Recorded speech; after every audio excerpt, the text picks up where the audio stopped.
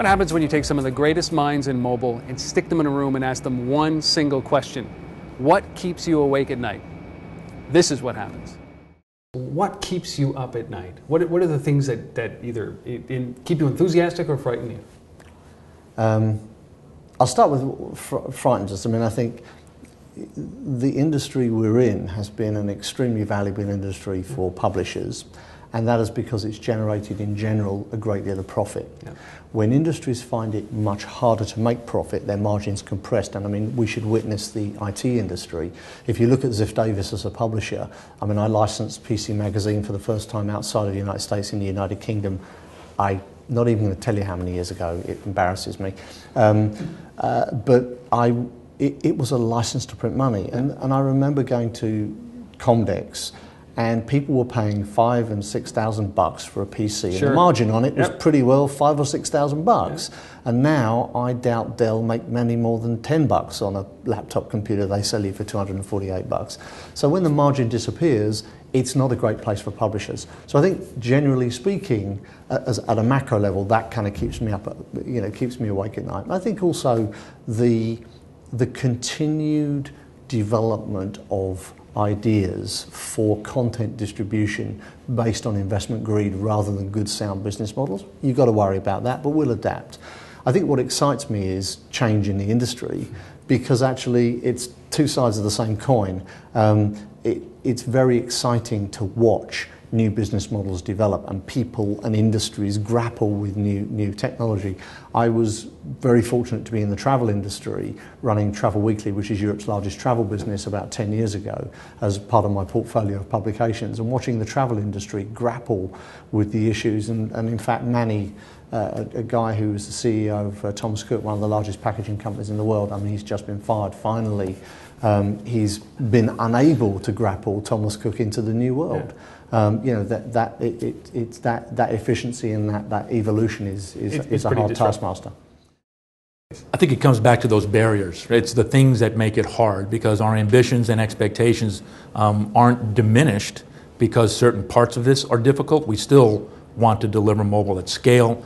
We want to make sure it's measurable and delivering results, and the complexity and sometimes outright inability to do that takes a lot of energy and focus.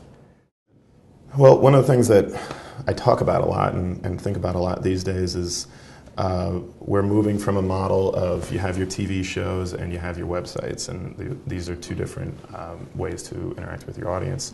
And the traditional website was on a desktop, it was of a certain size, it had certain technology available to it, not a lot of fragmentation. And now we're in this world where there's a huge amount of fragmentation. So we can't control where somebody's going to view our content. They could be on a small screen, they could be on a tablet, they could be on a device that accepts certain type of technology. So that I guess keeps me up at night is thinking about the challenge of building sites in a way that they can be optimized for all of these different channels. And I don't think it will get less fragmented. I think it will get more fragmented, and it's on us to figure that out and give a good experience.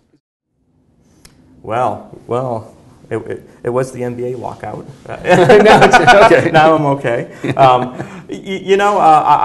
I think everything takes too long. I mean, those are things that keep me up at night from a business perspective, right? I mean, I think it's finding ways to let people who need to use these great solutions realize that they're ready to use now, and the only thing that's keeping them from being used is their lack of adoption of them, their lack of understanding, and their lack of awareness, and just how much of a game-changing effect this new generation of solutions can have on their businesses. And we all know, I mean, with the economy and what's going on, they need that. Yeah. So connecting that dot, that connection is really important. So you don't do what I do, which is just walk up to them and shake them until they're sensible. Right? Yeah, they don't see it. This is big. That's generally not viewed as positive. It's probably why I'm unemployed, right? That's right.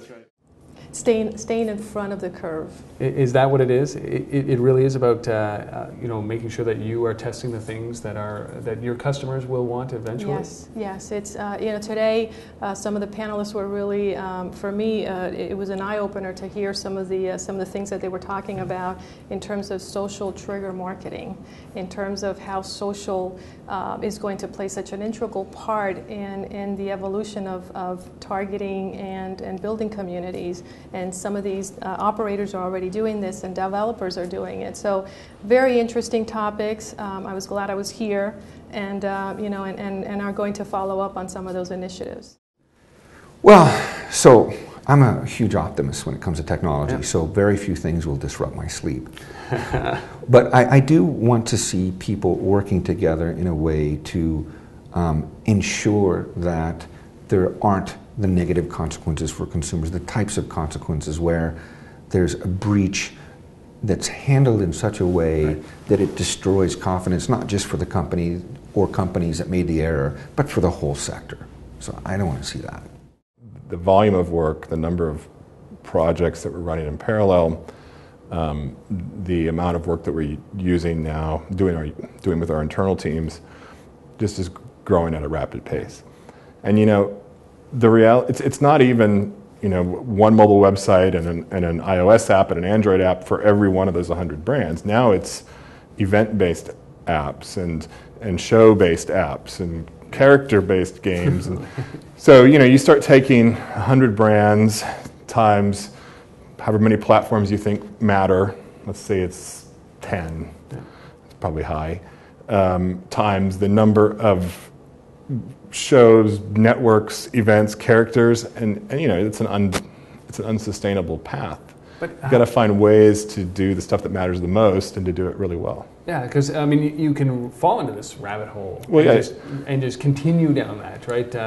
You can try. Even a large company, we're not going to have the resources to pursue it would take your entire company, these resources, to maintain all those products, right? Or build them out. I think what keeps me up at night is this goal of teaching every developer how to become a business. Everybody's teaching them how to build apps, but I want to turn every developer from a supplier into a business, going directly to the consumer, understanding who they are, understanding what they want, knowing when to contact them, knowing when to contact them again. Those things. If I ask a developer a question such as, if I gave you 1 million impressions today, do you want them all over the world? Do you want like a run off-site, or do you want them in a specific country? That question alone gets them thinking. And then I say, what is the optimal price point? Do you want to price your app the same way all over the world, or do you want to price it differently in different countries? How about the business model? Do you want to do it freemium, try and buy? Do you want to do in-app advertising and so forth? When you get developers thinking business, then you're seeing that it's a completely paradigm shift. And developers are very smart, are very clever, are very intelligent. And today, those are the questions that we get the most. Where's the opportunity? How can I leverage the opportunity? And that's a big matrix, isn't it? Yeah, absolutely. It's not just one question. Absolutely. I'm an old salty dog at OnStar, right? I've been around a long time, met a lot of customers, a lot of stories that will just, bring you to tears in terms of how we've helped them.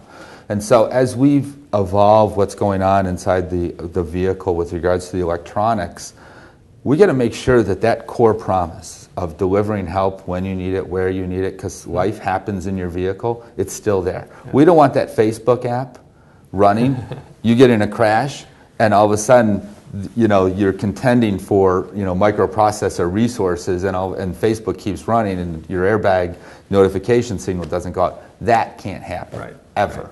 And so that keeps me up at night, making sure that we protect the things that are really sacred, that are out there, that customers, that they rely on for us. The other thing is that, this whole world in enabling apps in the car is creating really interesting dynamics within how GM has sold vehicles before in the past, right? We sell these embedded navigation systems that are not necessarily low cost. Right. And so as you enable more and more of these app solutions in the car that can displace something that you might have monetized before in the past. We have to make sure that we are cognizant of that, of what's going on. And so that's where, not only is it a new source of revenue, but it displace a better source of revenue. Sure. And so all that is going on within our company as we try to, work, put these technology enablers in there, but also understand the business ramifications.